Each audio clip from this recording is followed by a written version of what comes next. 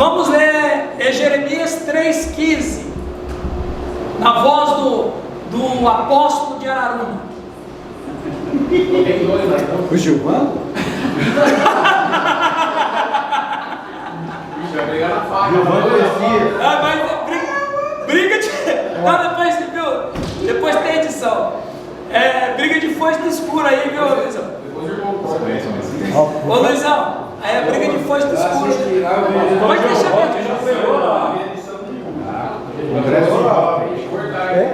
Ok, gente, o texto, eu apresentei um texto errado. O texto é Jeremias 3,15, não 3,20. Lembra nós, Marcos? Pintinho ou pontinho? Só um instantinho. Não, porque a minha morreu agora. Quem morreu? Faleceu? O marido da Pintinho. Tá brincando? Morreu mesmo? Vamos fazer a leitura. E dar-vos-ei pastores, segundo o meu coração, os quais vos apacentarão com conhecimento e com inteligência. Preste atenção aqui, gente. Olha que coisa mais interessante, o que Deus fala pela boca do profeta Jeremias. Dar-vos-ei pastores segundo o meu coração. Agora, o coração para o judeu não tem nada a ver com o coração nosso aqui do Ocidente. Quando você fala de coração, eu amo de coração, Nilton. Eu estou entendendo o que você quer dizer. Eu amo de coração, qualquer coisa. Eu entendo o que você quer falar. Mas que tem um negócio Mas aí, se que o coração produz mais do que o... Agora, se você chegar com um judeu e falar bem assim, eu amo aquilo de coração, ele vai entender outra coisa. Ele vai entender que você é um cara que usa a mente para entender aquilo. Você gosta por inteligência, você gosta porque você pensou, raciocinou e chegou a uma conclusão que é isso aí mesmo. Quando a Bíblia fala, amai a Deus de todo o vosso coração, não está fazendo uma referência à paixão, emoções, não. Amai a Deus com toda a razão, saiba quem é o Deus que você vai amar. Entendimento, exatamente. Inteligência. Aí Deus fala aqui, dá-vos-ei pastores segundo o meu coração, ou seja, meu entendimento, a minha inteligência. Glória a Deus. Que vos apacentem com conhecimento e com inteligência. Por que ele não falou com amor? Porque já está junto. Já está junto o amor. Está embutido. O amor ele é fruto de um raciocínio. Eu olho, vejo a sua vida e amo você. É uma decisão. Racional. É racional. E aí ele vai dizer, dá-vos-ei pastores que vos apacentem com inteligência e conhecimento. O que nós estamos fazendo aqui, todos nós? Buscando conhecimento. Então essa ideia do anti-intelectualismo, por que bois não são espirituais? Porque eles não pensam. Nós somos seres espirituais porque nós pensamos. Porque somos racionais. Racionais, né? Pastor, então quando Davi diz para Salomão, né, que tudo em Provérbios, tudo que se deve guardar, guarda o teu coração. Porque dele procede as fontes da vida? Exatamente, é a mente. Quando Jesus está dizendo em Mateus 5,8, bem-aventurados os limpos de coração. Exatamente. Seria? A mente. Porque a mente é que domina tudo. A pior prisão que uma pessoa pode estar é a prisão da mente. Então o diabo só pode entrar na vida da pessoa através do... Lutero dizia, a mente vazia é a oficina do diabo. Foi Lutero, viu, Luizão? Foi Lutero que falou essa frase. Mão no coração para falar dele. Foi ele que falou. Mente vazia é a oficina do diabo. Se a mente está vazia, o diabo vai colocar o que o cara quiser ali dentro. Por isso, os dardos. Exatamente, os dardos inflamados. Então o diabo não pode tocar na pessoa se não for através da mente. O endemoniado, ele tem uma fraqueza de mente, o demônio entra por ali. Pastor, ainda mais assim, é bom explicar mas é muito porque eu vejo são duas coisas distintas, coração e mente.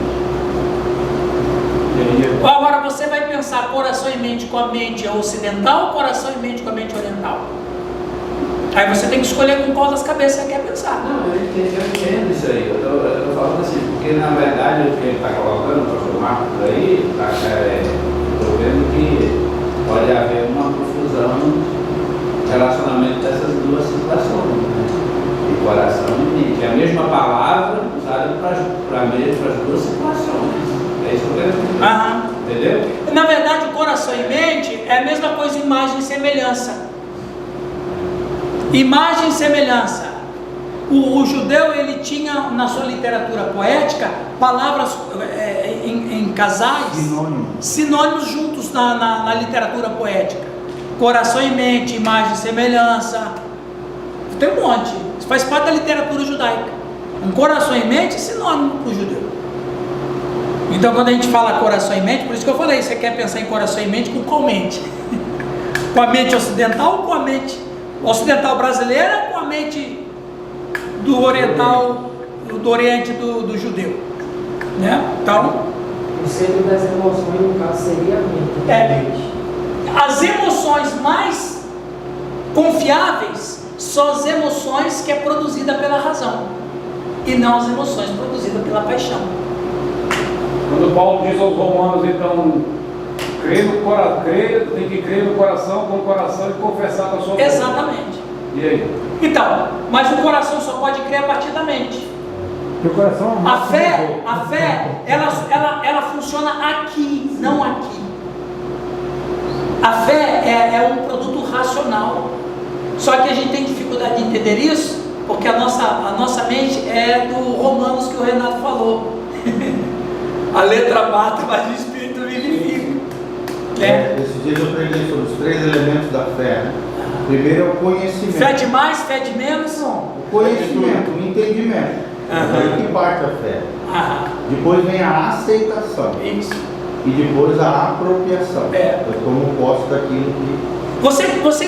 A gente vai falar sobre isso, como é que a gente evangeliza, daqui a pouco vamos...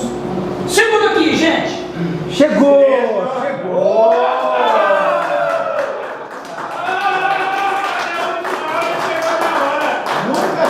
Pessoal, para quem não sabe, o pastor Sidney não está atrasado. Ele chega na hora que ele quiser.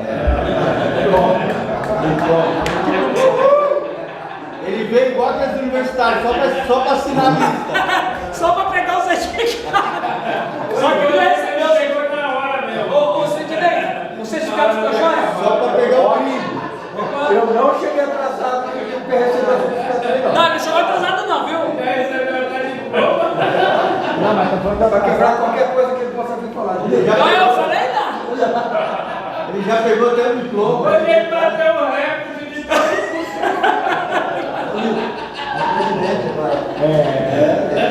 Ok.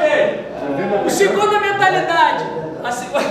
O Sidney é o que? O terceiro curso que você faz ou o segundo? É o terceiro, né?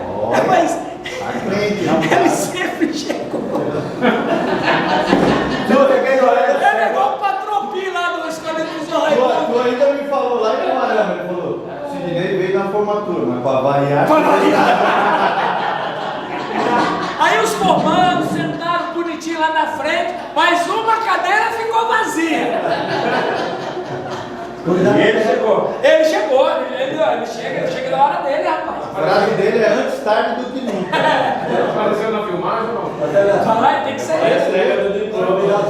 Aí é o mascote da turma. Viu, o pastor Oswaldo falou, se você for pregar na igreja, tem que dizer que o culto começa às 6h30. Chega hoje. Pode chegar. Muito bem. É constituído por uma espiritualidade verticalista. O evangélico brasileiro, ele tem uma dificuldade com isso aqui. Qual?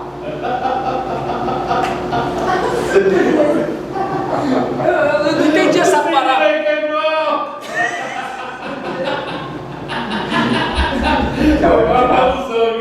Igualzinho. Sabe de chegar?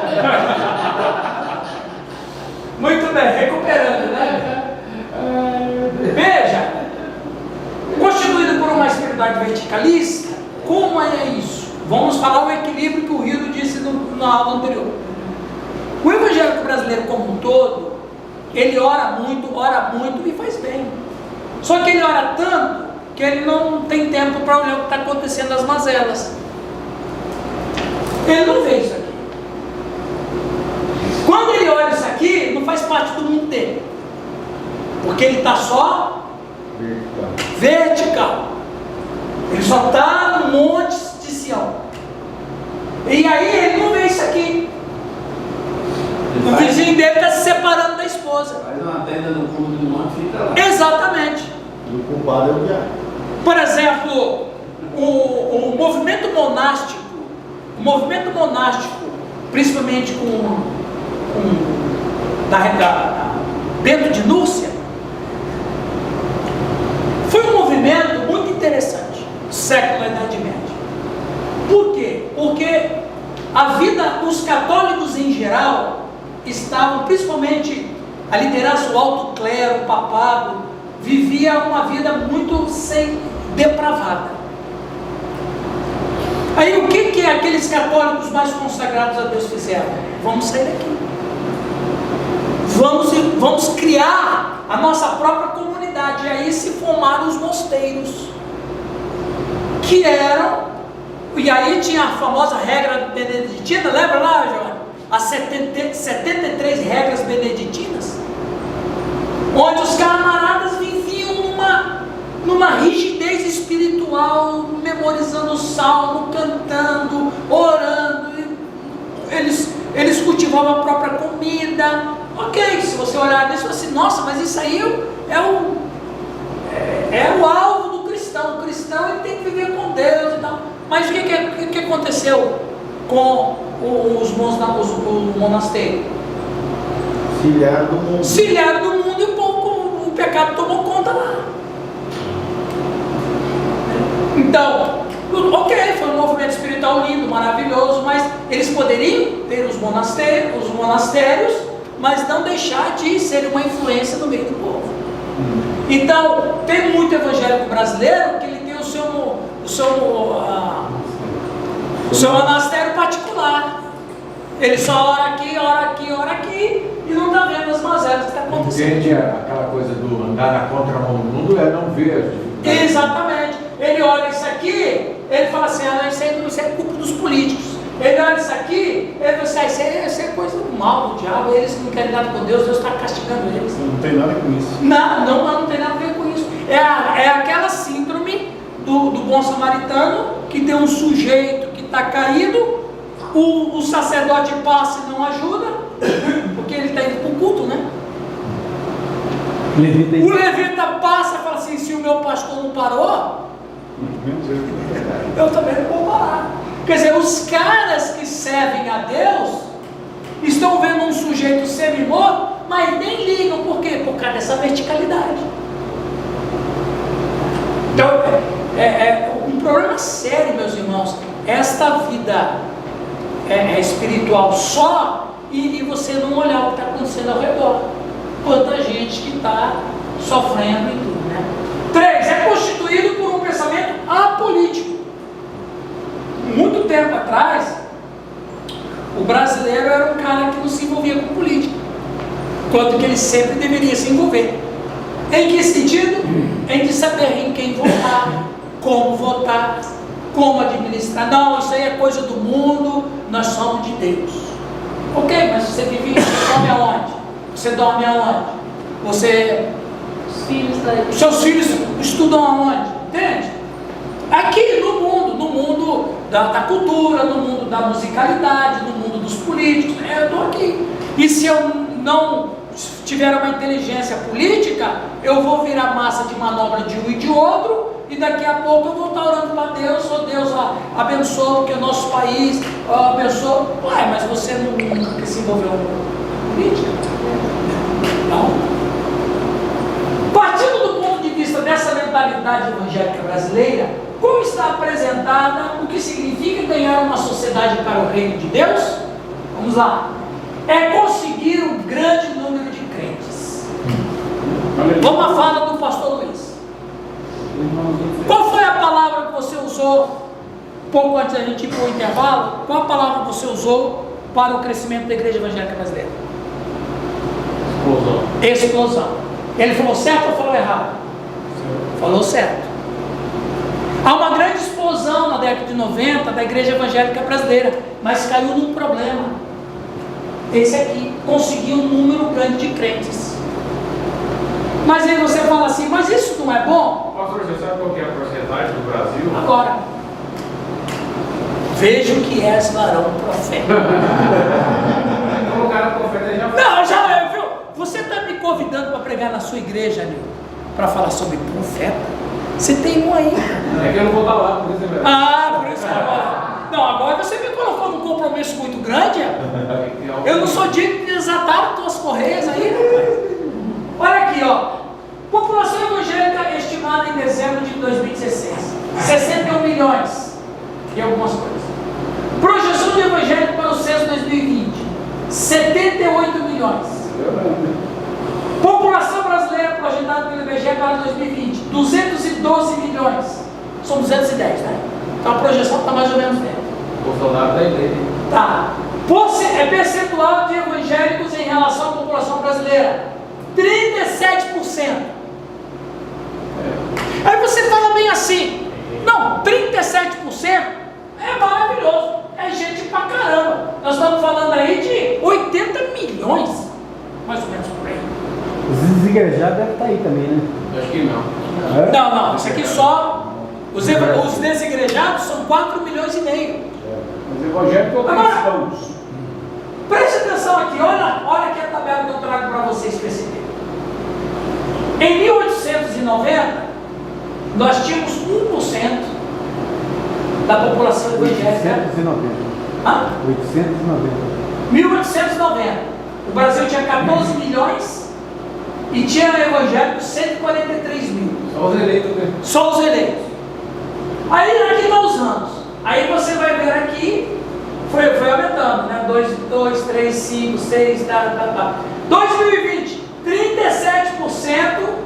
A expansão começou em 2000, hein? Aqui, né? Isso, a expansão começou aqui, ó. Em 91 era 9%, no ano 2000 já. Foi só me converter em 1990. Foi. Você foi a chave que Deus usou. Aleluia. Você viu? Pedro, que eles se converteram. Pastor, eles se converteram na época do G12. Arreado do avivamento. Olha lá. Foi bem observado aqui. Olha só. Subiu 7% em 2010 e foi só subindo. Nós temos 37% de evangélico no Brasil. Mas, qual é o problema desse número? Maioria nominal. A nossa sociedade não muda, pelo contrário, ela está mais corrupta, tem uma coisa acontecendo. A igreja não está transformando mais. Não está transformando, por quê? Boa observação. Por que que a igreja evangélica brasileira não está transformando a sua sociedade? Porque a igreja evangélica brasileira não entendeu a mensagem do reino de Deus. Deixa eu fazer uma comparação aqui. Eu não sou esquerda, não sou comunista e não sou petista. Mas uma coisa, o petismo tem muito a ensinar ao evangelho. Em 1980... Em 1980, quando o PT nasceu, eles eram um pouco mais de alguns milhares. Eles tinham 10. Lula e mais alguns. Lula e mais alguns. Só São Bernardo do Campo. 1980. Quando o PT ganhou as eleições em 2002, já eram 35 milhões. Preste atenção. Com 35 milhões, os caras mudaram o Brasil. Mudaram o judiciário, mudaram as faculdades, mudaram o sistema de ensino, mudaram o sistema sociológico. Por que eles mudaram? Porque os caras, eles imergiram na ideologia. Os caras tinham paixão pela ideologia. A ideologia tomou conta dos caras. 35 milhões transformou o Brasil. Nós somos ali, 70 milhões e não estamos transformados. Os caras do PT tinham uma paixão desenfreada. Por quê? O que nós temos que aprender com eles? Nós temos que aprender a ser imergidos deveríamos crer no reino de Deus. Percebe? Agora, eu não estou dizendo que o PT é exemplo de moral, não tem nada a ver com isso. Eu estou falando que a maneira como eles internalizaram as suas emoções, o que eles queriam, o projeto, aquela coisa. Os caras matavam, morriam por causa da ideologia deles. Eles transformaram a nação para pior, mas transformaram. É isso que eu estou dizendo. Nós somos 78 milhões, mas continuamos a nação corrupta, continuamos a nação violenta, continuamos a nação imoral. Na minha cidade de Vitória do Espírito Santo, 10 anos atrás, ela foi considerada a cidade mais evangélica do Brasil em termos de proporção, mas era a cidade mais violenta do país. O que isso significa? Que nós estamos fazendo crescer a igreja evangélica, mas nós não estamos fazendo crescer o reino de Deus. Pastor, só que a esquerda não segurou o crescimento da igreja. A esquerda fortaleceu o crescimento em número, né? Mas não, independente disso, a ideia da esquerda de oferecer uma ideologia para os seus adeptos transformou os caras. Não só isso, se a gente for usar de comparação, é só usar o crime, por exemplo, o mundo do crime, né? A organização deles, por exemplo, a aliança que existe entre eles não. Como um cara pode estar numa prisão de segurança máxima e dominar por anos e décadas o crime no mundo do Brasil? Porque eles são unidos entre eles. E nós não somos unidos entre nós. Sabe o que é aliança? A igreja é desorganizada, né? A igreja ela é desorganizada, a igreja ela é desunida, ela pensa apenas em si, ela não pensa num todo. Porque no crime tem coronel, e na igreja não tem coronel. O pastor vai desse caminho, a gente perdeu esse objetivo aí. A gente perdeu, foi boa a sua pergunta, né? Qual foi o percurso que a gente perdeu? A gente perdeu o percurso desde sempre. Por quê, Léo? Porque nós fomos alvos de campo missionário norte-americano. O norte-americano, principalmente quando chegou aqui no Brasil, ele veio com a mentalidade, e não somente eles trouxeram o evangelho, mas eles também trouxeram a cultura. Por que o pastor usado por Deus tem que usar terno e gravata? Teologia embarcada. Por reverência. Não, porque nos Estados Unidos a cultura era assim. Então você chega aqui, você tem que vestir igual eles. Teologia enlatada. Percebeu, Léo? Então, quando a gente começou a evangelizar no Brasil, qual era o nosso ponto pacífico, quero dizer, nós evangélicos? Era esse aqui, aceitar a Cristo para ir para o céu. Está errado isso aqui? Não, não está errado. Mas na verdade, o cara que vai para o céu necessariamente não muda de vida. Ele só vai para o céu. Ele aceitou Jesus, ele está no céu, o resto você explode. Não é ele que aceita, ele é escolhido. E outras teologias vai nisso aí. Então, o cara que aceita Cristo vai para o céu? Claro que vai para o céu. Mas qual é a prioridade de expandir o reino de Deus? É transformação de vidas. Ir para o céu é um brinde que Deus nos dá. Eu já falei muito sobre isso. Ir para o céu é um brinde que Deus nos dá. Mas a primeira coisa, você vai ver isso em todo o Novo Testamento, é reconciliação com Deus, é vida transformada, renovai-nos, e é Paulo que vai dizer que o desejo de batismo está com Cristo. Então, quer dizer, a base evangélica. E por quê? Só um instantinho, só para explicar para o Léo. Os norte-americanos já foram evangelizados pelos puritanos que saem da Inglaterra. E eles saem da Inglaterra por quê? Porque eles são perseguidos. Por que eles são perseguidos? Eles são perseguidos porque eles pregam contra a vida mundana, de bebedice, etc e tal. Então eles pensavam assim, Léo, que quem vai para o céu não se envolve com coisas mundanas. Os caras evangelizam a Nova Inglaterra com essa mentalidade. Ora, qual é a mentalidade que os americanos vêm trazer para o Brasil? É essa mesma mentalidade. O cara vai para o céu aceitando a Cristo? Claro que ele vai para o céu. Mas é uma ordem invertida. A ordem está aqui, é transformação de vida. Por isso que a sociedade brasileira, ela não muda nada. Por quê? Porque ela já resolveu o seu problema. Eu vou para o céu, agora o resto se exploda. Entende? Assim, claro, a gente tem que explicar isso bem explicadinho para ninguém pensar no página, né? Fala que a gente está falando bobagem. Mas essa é a verdade. Por isso que a gente não transforma. Por quê? Porque a gente já foi colonizado com o negócio. Eu aceito a Cristo para ir para o céu e não ir para o inferno. Na verdade, foi colocado de goela abaixo no Evangelho, né? Com toda a sua fórmulazinha. Exato. Para todo mundo, desrespeitando as nossas culturas. Exatamente. Um país diversificado na sua cultura. A Bahia mesmo, no Nordeste, a maioria foram missionários holandeses também, que fundaram as igrejas tradicionais no Nordeste. Eles até hoje têm dificuldade de romper com isso, a maioria das igrejas. Mas as igrejas que chegaram agora nos últimos 10, 15, 20 anos, elas explodiram no crescimento. Por quê? Porque elas respeitaram a cultura da região. Exatamente. Você chega lá no culto na Bahia, em um culto de uma igreja dessa, você não ouve, os cânticos são ao som de acordeon e forró mesmo.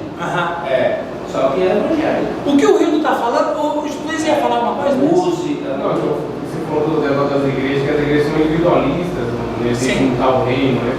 Só que a gente colocar, por exemplo, depois que os apóstolos se foram, descambou tudo, a igreja católica formalizou, o Lutero pegou, formalizou o luterano e foi as ramificações. Então eu acredito que até o final dos tempos vai ser assim até o final. Ó, guarda essa sua palavra aí, que eu quero pegar um gancho do que o Rui falou. Lá no final do século XIX, teve na Índia, você sabe que a Índia por muito tempo foi ocupada pelos ingleses. Ok? Vocês sabiam disso, né? E teve um sadhu famosíssimo, ele converteu a Cristo, Sadhu Singh. Conhece a história do Sadhu Singh? O apóstolo dos pés sangrentos. O apóstolo dos pés sangrentos. O sadhu, quando converteu, o sadhu, não é o nome dele, sadhu é um guia espiritual dos indianos. Um sacerdote. Um sacerdote. O Sadhu Singh, quando ele converteu, a primeira coisa que ele fez, Nilton, foi mudar a sua roupa. Ele tirou os trajes dos indianos e começou a usar terno e gravata como os ingleses. O que aconteceu com os indianos? Ele vinha conversar com os indianos falavam assim: nós não queremos te ouvir, você não é mais indiano, você é inglês, você representa aqueles que nos oprimem. Aí o que o sadhu fez? Tirou o terno e gravata e usou a túnica de novo dos indianos. Aí ele teve acesso outra vez. É o que o Rindo falou. Então quer dizer, o Sadhu Singh, ele mesmo não respeitou a sua própria cultura. Então eu quero falar de Cristo e devo apresentar o reino de Deus para a cultura que eu estou inserido. Eu tenho que ser como da cultura. Então, isso que ele falou é verdade. Quando você pega, por exemplo, vamos voltar ao Atos 15. O parecer de Tiago foi sobre o quê? Ele não mencionou nenhuma vez isso aqui. Atos 15, nós lemos hoje. O que ele mencionou? Transformação de vida. Eles devem evitar comer carne sacrificada a animais, eles devem se abster da prostituição, e eles não podem comer carne sufocada. O que Tiago estava apresentando? Transformação de vidas. Mas não falou sobre isso. Fala para eles, se eles quiserem ir para o céu. Respeita a cultura, mas... Não, exatamente, Tiago não falou isso. Tiago falou que eles tinham que ter vida transformada. Então qual é o objetivo do reino de Deus? É transformar a vida da pessoa. Ele passa a viver agora com outra perspectiva. Mas quando a gente vem evangelizar, a primeira coisa que a gente fala é para o cara aceitar Jesus para ir para o céu. O cara aceitou Jesus, ok, Deus perdoou ele vai para o céu, mas o cara continua no mesmo vida. E o que a gente faz com isso? A gente faz o que o Luiz falou. As igrejas evangélicas